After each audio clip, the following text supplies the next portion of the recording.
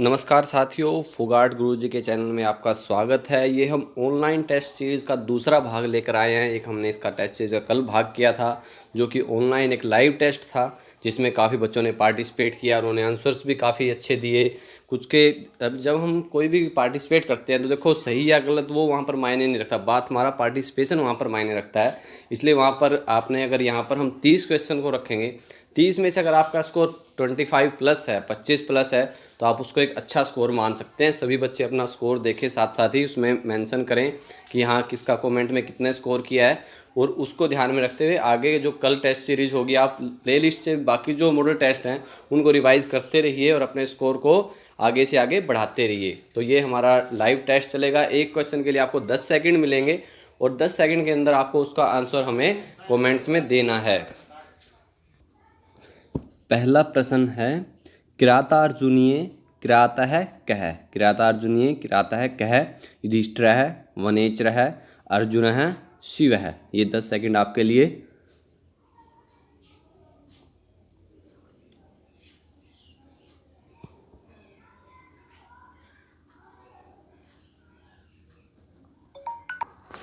किरातार्जुनीयम में किरात कौन है? इसका आंसर है शिव है। कौन है किरात? शिव है।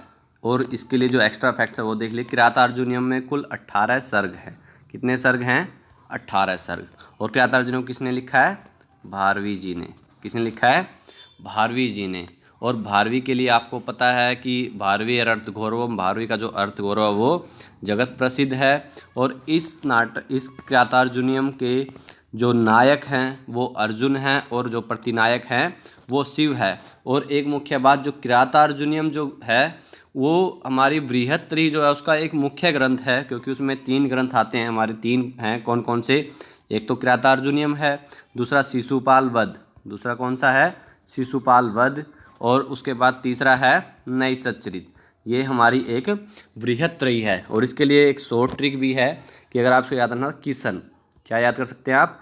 किशन। और किशन को की से किरातार्जुनीयम, शिशुपाल वध और नैषधचरित। और दूसरा इसमें साथ साथ हम एक चीज़ और, ये 18, ये 20 और ये 22, कि हमारे किरातार्जुनीयम में 18 सर्ग हैं, शिशुपाल वध में हमारे 20 सर्ग हैं और नैषध में हमारे 22 सर्ग हैं। तो पहले प्रश्न का आंसर आपका हो गया कि किरातार्जुनीय किराता है क्या?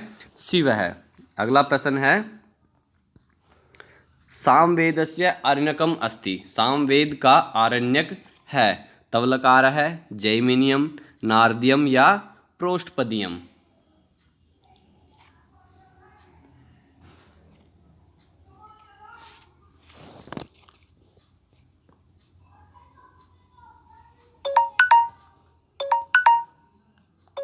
सामवेद का आरण्यक है जैमिनियम। कौन सा आरण्यक है? जैमिनीय। सामवेद के 2 आरण्यक हैं, कौन कौन से? एक जैमिनीय और एक है छांदोग्य। एक है छांदोग्य। छांदोग्य। तो 2 हैं सामवेद के आरण्यक, एक जैमिनीय और दूसरा छांदोग्य। अगला प्रश्न है, चर्मणि द्वीपिनम हंति। चर्मणि द्वीपिनम हंति। अत्र चर्म शब्दे आदौ कत्मा विभक्ति प्राप्ता भवति। कि यहाँ पर जो चर्म शब्द में कौन सी विभक्ति यहाँ पर प्राप्त होती है और किससे? कि यहाँ पर चर्मणि निमित्तात् कर्मयोगे वार्तिक से, या अपादाने पंचमी से, या कर्मणि द्वितीया से, या संप्रदाने चतुर्थी से।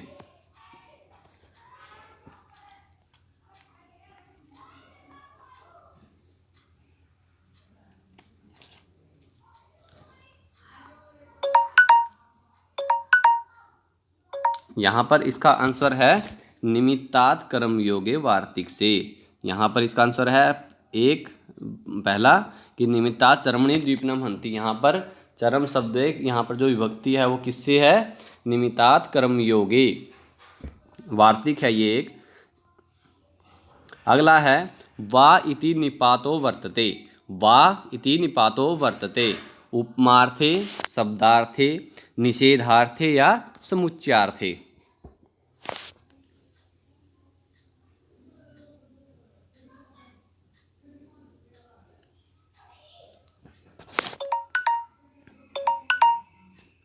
यहाँ पर हमारा आंसर है वा इति निपातो वर्तते समुच्चयार्थे।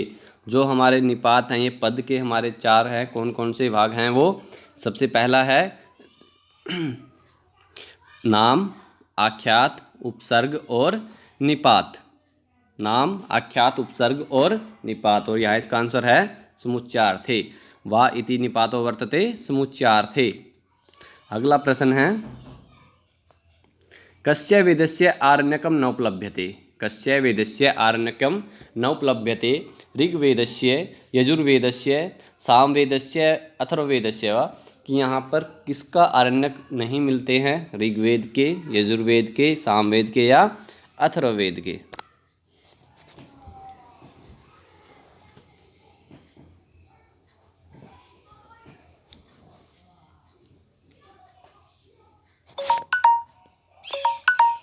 यहाँ पर इसका आंसर है अथर्ववेद। अथर्ववेद का कोई भी आरण्यक नहीं मिलता है। बाकी सबके ऋग्वेद के 2 आरण्यक हैं, वो कौन कौन से? ऐत्रेय और सांख्यायन।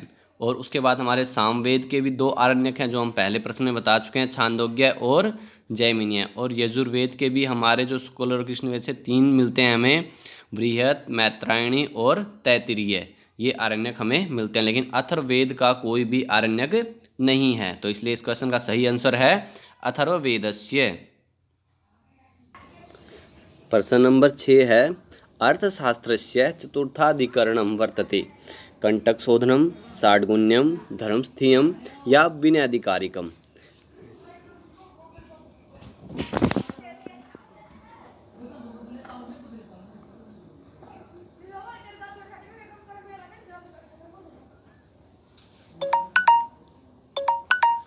अर्थशास्त्र से चतुर्थाधिकरणम वर्तते कंटकशोधनम। इसका आंसर है हमारा पहला, कंटकशोधनम।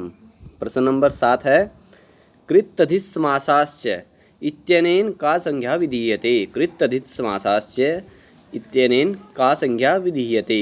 नदी संज्ञा, प्रातिपदिक संज्ञा, गति संज्ञा या सर्वनाम संज्ञा।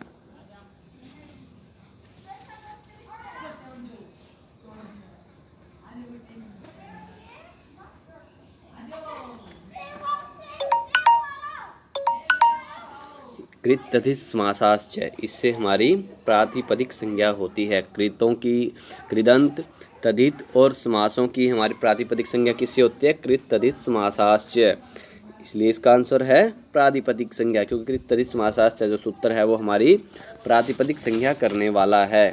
प्रश्न नंबर 8 है आपके सामने त्रयम एतत् बृहत् त्रयाम गण्यते। ये प्रश्न हम पहले बता भी चुके हैं एक बार।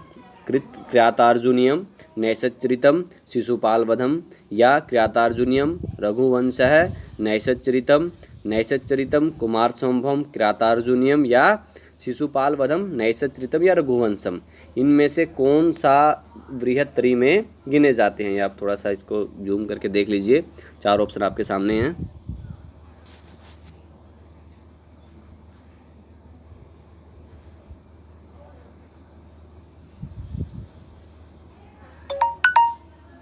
बृहत्तरी के लिए मैंने आपको एक शॉर्ट ट्रिक बताया था, किशन। कौन कौन से? किशन, किरात, शिशुपाल वध और नैषद। और एक दूसरा क्या होता था? 18, 20 और 22, इस तरह से। तो इसका आंसर क्या है हमारा? किरातार्जुनीयम, नैषदचरितम और शिशुपाल वधम। अगर हमें वो आया था। इसके अलावा हमारे एक लघु त्रयी भी है। अगर हम इसमें किरातार्जुनीयम को हम देखें, किरातार्जुनीयम में 18 सर्ग मैंने बताया आपको, इसको भारवी जी ने लिखा है। शिशुपाल वधम में 20 सर्ग हैं, उसको माघ जी ने लिखा है। और नैषदचरितम में 22 सर्ग हैं, जिसको श्री हर्ष जी ने लिखा है। और इसके अलावा जो हमारी लघु त्रयी है, उसमें हमारे कुमार संभवम, रघुवंश और मेघदूत को गिना जाता है। और तीनों ही कालिदास के जी के द्वारा लिखे गए हैं, इसलिए लघु त्रयी और बृहत्त्रयी। ध्यान रखें, बृहत्त्रयी जो है वो किशन से बनती है, और लघु इनके अलग अलग मैंने बता दिया, किरातार्जुनीयम भारवी, शिशुपाल वधम माघ और नैषदचरितम श्रीहर्ष। और जो लघु त्रयी है, कुमार संभवम, रघुवंशम और मेघदूत, वो कालिदास जी के द्वारा लिखी गई है। प्रश्न नंबर 9 है पुरुष प्रकृत्यो संसर्गाः वर्णित है। पुरुष और प्रकृति संसर्ग वर्णित है जड़ अजड़वत, पंगु अंधवत, मूक बधिरवत और अंधमालावत।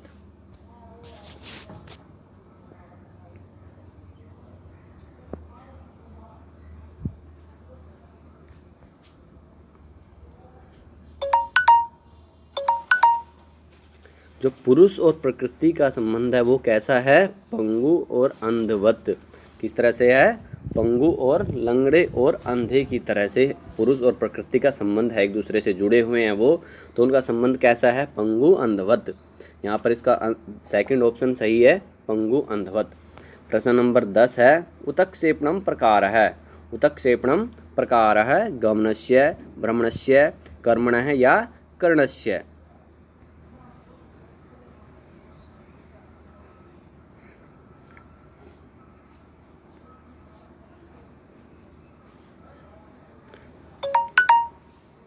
उत्क्षेपणम प्रकार है कर्मणः, कर्म का। उत्क्षेपणम प्रकार है कर्मणः, इसलिए हमारे यहाँ पर कौन सा ऑप्शन सही है?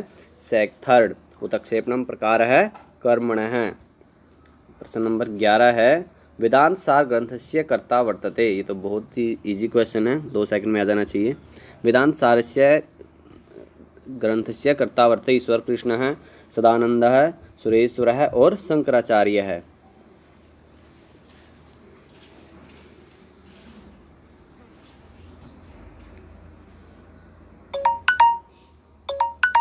वेदांत सार किसके द्वारा लिखा गया है? सदानंद जी के द्वारा।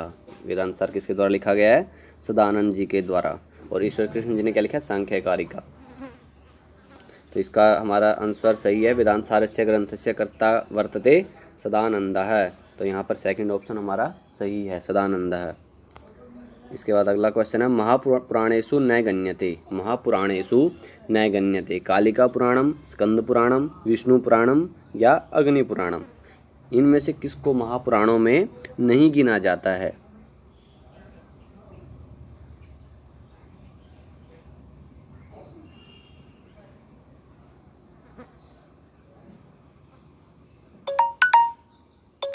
इसका आंसर है कालिका पुराणम, क्योंकि जो हमारे स्कंद पुराण है, विष्णु पुराण है और अग्नि पुराण है, इनको महापुराणों में गिना जाता है, लेकिन कालिका पुराण को महापुराणों में नहीं गिना जाता है। यहाँ पर हमने यही पूछा है कि न गण्यते, कि जिसको नहीं गिना जाता है महापुराणों में, तो उसका आंसर होगा कालिका पुराणम। अगला प्रश्न है, गंधवत्वम लक्षणम। गंधवत्वम लक्षणम। गंधवत्वम किसका लक्षण है? पृथिव्या, दिशः, जलस्य, वायोः। किसका लक्षण है?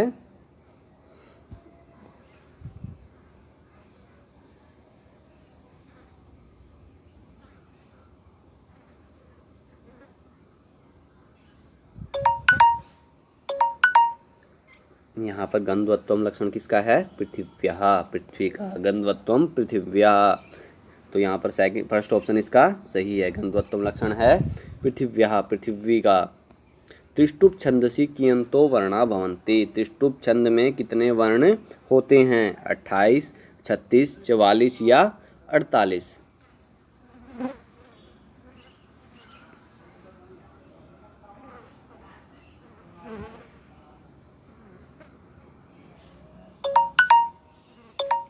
यहाँ पर त्रिष्टुप के अंदर 44 हमारे वर्ण होते हैं जो मुख्य हमारे हैं छंद, उनको हमें याद रखना चाहिए। जैसे गायत्री है, गायत्री में 24 वर्ण होते हैं। उसके अलावा त्रिष्टुप हम यहाँ 44 हैं। अनुष्टुप में 32 होते हैं। अनुष्टुप में 32 होते हैं। जैसे जगती में 48 होते हैं। तो इस तरह से हमें जो 7 हमारे मुख्य छंद हैं उनके वर्णों का हमें पता होना चाहिए कि कितने कितने उनमें पाद हैं, कितने वर्ण हैं। तो यहाँ पर त्रिष्टुप छंद के अंदर 44 वर्ण होते हैं। यहाँ पर इसका आंसर है 3। त्रिष्टुप छंदसि कियंतो वर्णा भवन्ति 44 चतुश्चत्वारिंशत्। अगला प्रश्न है, श्रीमद्भागवते श्रीकृष्णस्य ज्येष्ठ पुत्रस्य किम नाम। श्रीमद्भागवते श्री कृष्ण के ज्येष्ठ पुत्र का नाम क्या है? सांब है, प्रद्युम्न है, संकर्षण है, भीम है या श्रीम है? श्रीम है यहाँ पर। तो ये एक बार देख लें आप, अगर प्रद्युम्न है, ये बताओ कौन सा है इसका आंसर? सांब है, प्रद्युम्न है, संकर्षण है या श्रीम है?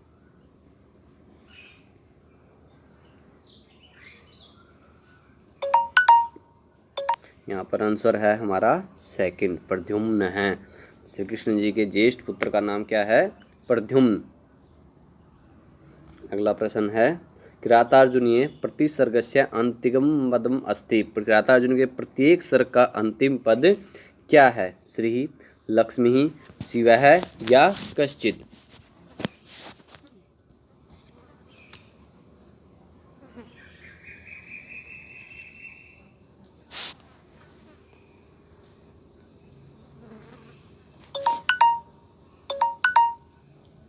यहाँ पर इसका आंसर है लक्ष्मी ही, क्योंकि जो किरातार्जुनी के प्रत्येक स्वर का अंतिम पद लक्ष्मी है, और जो शिशुपाल वध है उसमें अंतिम पद क्या है, शिशुपाल में वध में श्री।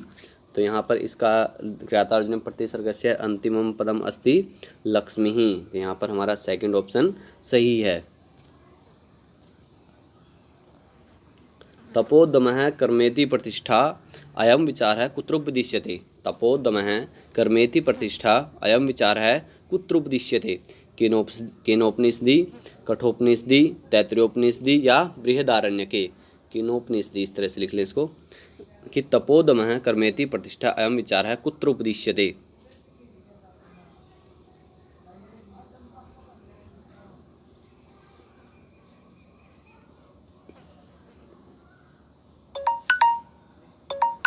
यहाँ पर इसका आंसर है केनोपनिषदि। आप ऐसा ना माने जो शुद्ध को शुद्ध किया जा रहा है वही आंसर होगा, ऐसा नहीं है कि जो कई बार बीच में मिसप्रिंट किए गए हैं उनको शुद्ध भी किया जा रहा है। ये केनोपनिषद ही इसका उत्तर है। तपोदमः कर्मेति प्रतिष्ठा ये केनोपनिषद के अंदर ही उपदेश किया गया है। विनियोग विधे सहकारी प्रमाणानि सन्ति। विनियोग विधे सहकारी प्रमाणानि सन्ति। त्रीणि, सप्त, पंच या षट।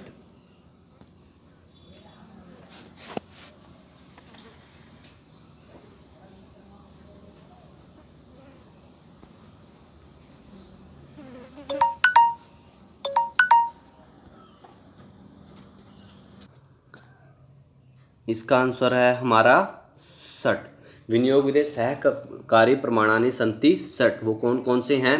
श्रुति, लिंग, वाक्य, प्रकरण, स्थान और समाख्यारूप। कौन कौन से हैं? श्रुति, लिंग, वाक्य, प्रकरण, स्थान और समाख्यारूप। ये हमारे विनियोग विधि के षट सहकारी प्रमाण हैं।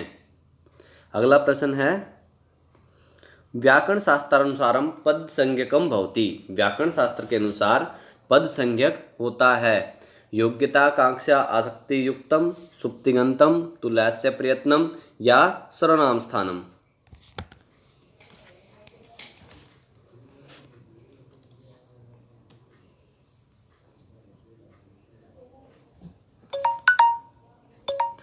इसका आंसर है हमारा सेकंड। इसका आंसर है हमारा दूसरा, सुप्तिगंतम पदम। हमारी जो व्याकरण शास्त्र में पद संज्ञा होती है वो किससे होती है? सुप्तिगंतम पदम, इससे हमारी पद संज्ञा होती है। अगला प्रश्न है प्रश्न नंबर 20। जीवन मुक्ति कस्मिन् दर्शने स्वीक्रियते। जीवन मुक्ति कस्मिन् दर्शने स्वीक्रियते। जो जीवन मुक्ति है वो किस दर्शन में स्वीकार की जाती है? जैन दर्शने, बौद्ध दर्शने, चार्वाक दर्शने या वेदांत दर्शने।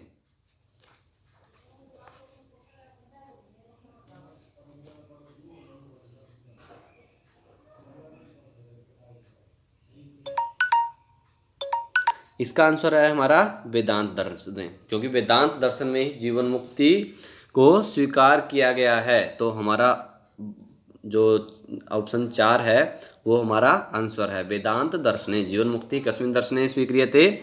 वेदांत दर्शने। प्रश्न नंबर 21 है सस्यम इव मर्त्यः पच्यते सस्यम इवा जायते पुनः। कि जो मनुष्य है वो मरता है और उससे फिर दोबारा जन्म लेता है। इति केनोक्तम, यह किसके द्वारा कहा गया है? सस्यमिव मर्त्यः पच्यते सस्यम इवा जायते पुनः। नचिकेतसा, वाजसर्वसा, यमेन या अग्निना।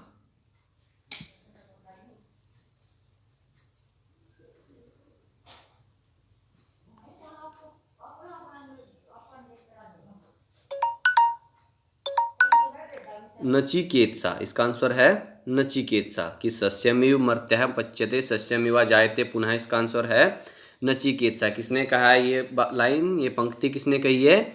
नचिकेतसा। नचिकेता ने ये बातें कही हैं। इससे अगला प्रश्न है प्रश्न नंबर 22 है निषाद धृत्वत इति कस्मिन् सूक्ते पठ्यते। निषाद धृत्वत इति कस्मिन् सूक्ते पठ्यते?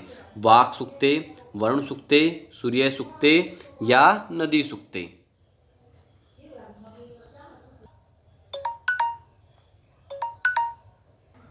तर्क संग्रह के अनुसार पदार्थ कितने हैं? 7। कितने हैं? सात। वो कौन कौन से हैं? द्रव्य, गुण, कर्म, सामान्य, विशेष, समवाय और अभाव। तो तर्कसंग्रह के अनुसार कितने पदार्थ हैं? 7 पदार्थ हैं। और वो कौन कौन से हैं? द्रव्य, गुण, क्रम, सामान्य, विशेष, समवाय और अभाव। ये तर्क संग्रह के अनुसार 7 पदार्थ हैं। अगला प्रश्न है, मनुना अन्नप्राशनस्य कालः उक्तः। मनुना अन्नप्राशनस्य कालः उक्तः, कि मनु के द्वारा अन्न देने के लिए जो अन्न ग्रहण करने के लिए कौन सा समय बताया गया है? द्वितीय मासे, चतुर्थे मासे, षष्ठे मासे या अष्टमे मासे?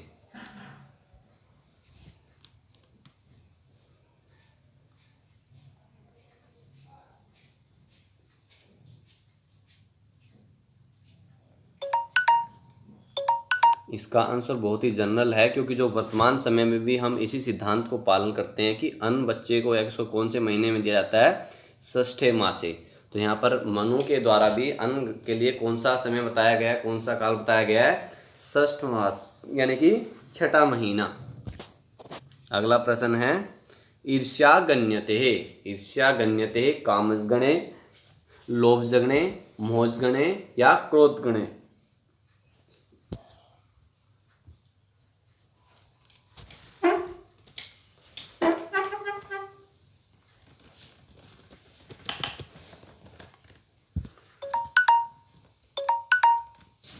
ईर्ष्या गण्यते कामसगणे। ईर्ष्या गण्यते कामसगणे। तो यहाँ पर इसका कौन सा आंसर है? पहला, कामसगणे। अगला प्रश्न है, एको रसः करुणम एव निमित्त भेदात् भिन्नः इयम् उक्ति कुत्र उपलभ्यते। एको रसः करुणम एवं, जो एक ही रस करुण को उसको महत्व दिया गया, निमित्त भेदात् भिन्न, ये कहाँ पर है, कहाँ पर मिलती है युक्ति? अभिज्ञान शाकुंतले, वेणी संहारे, मुद्रा राक्षसे या उत्तर रामचरिते?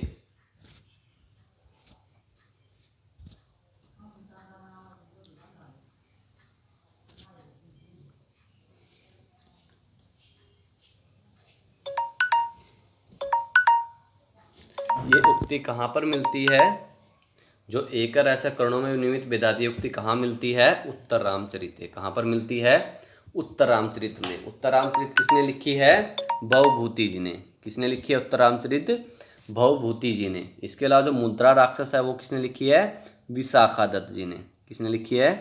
विशाखा दत्त। और जो वेणी संहार है वो किसने लिखी है? भट्ट नारायण जी ने। भट्ट नारायण।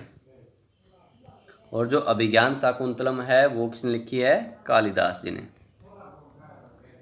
और उत्तर रामचरित आपको बता ही दिया हमने, किसने लिखी है? भवभूति। तो उत्तर रामचरित भवभूति जी ने लिखी है, मुद्रा राक्षस विशाखा दत्त जी ने लिखी है, वेणी संहार भट्ट नारायण ने, और अभिज्ञान शाकुंतलम कालिदास ने। लेकिन यहाँ पर हमारा प्रश्न क्या है? एको रसः करुणम एव निमित्त भेदात् भिन्नः इयम् मुक्ति कुत्र उपलभ्यते। यह कहाँ पर मिलती है? उत्तर रामचरिते। अगला प्रश्न है, ये आपका उसी से मिलता जुलता प्रश्न है एक हमारा।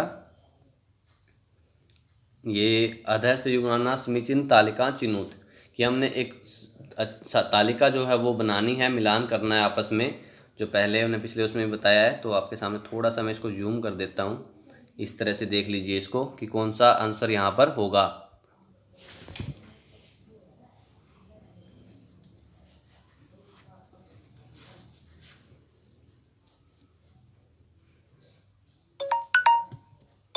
देख लीजिए 10 सेकंड हो चुके हैं। अगर फिर भी आपको बचता है तो ऑप्शन टिक मार्क कीजिए जल्दी, बहुत कम आंसर आ रहे हैं। इसमें मिलाइए आप कि अगर सबसे पहले हमें मुद्रा राक्षस किसने लिखी है? विशाखा दत्त जी ने। मुद्रा राक्षस किसने लिखी है? विशाखा दत्त जी ने। और वेणी संहार भट्ट नारायण जी ने।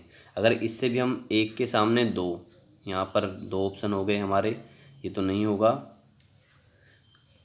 और उसके बाद हमारा ये है स्वप्नवासु दत्तम श्रीहर्ष जी ने लिखी, सॉरी रत्नावली श्रीहर्ष जी ने लिखी है, स्वप्नवासु दत्तम भास जी ने लिखी है। तो यहाँ पर मुद्रा राक्षस विशाखा दत्त जी ने लिखी है, वेणी संहार भट्ट नारायण जी ने लिखी है, रत्नावली श्रीहर्ष जी ने लिखी है, स्वप्नवासु दत्तम भास ने लिखी है। तो यहाँ पर जो भी आंसर यहाँ पर है उसमें ऑप्शन में से वो आप टिक मार्क कर लीजिए, जो आपका एग्जैक्ट आंसर हो जाएगा। एक बार इसको देख लीजिए अच्छे से, आपका अगर आपने मिलान कर लिया है तो मुद्रा राक्षस विशाखा दत्त, वेणी संहार भट्ट नारायण, रत्नावली श्रीहर्ष और स्वप्नवास दत्तम भास। इससे अगला प्रश्न है,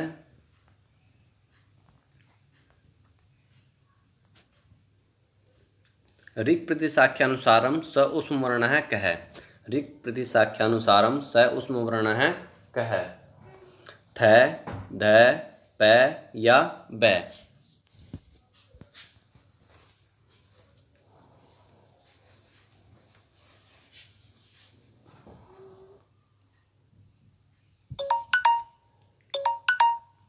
ऋक् प्रतिसाख्या के अनुसार उष्म वर्ण कौन सा है, तो यहाँ पर कौन सा है, थ।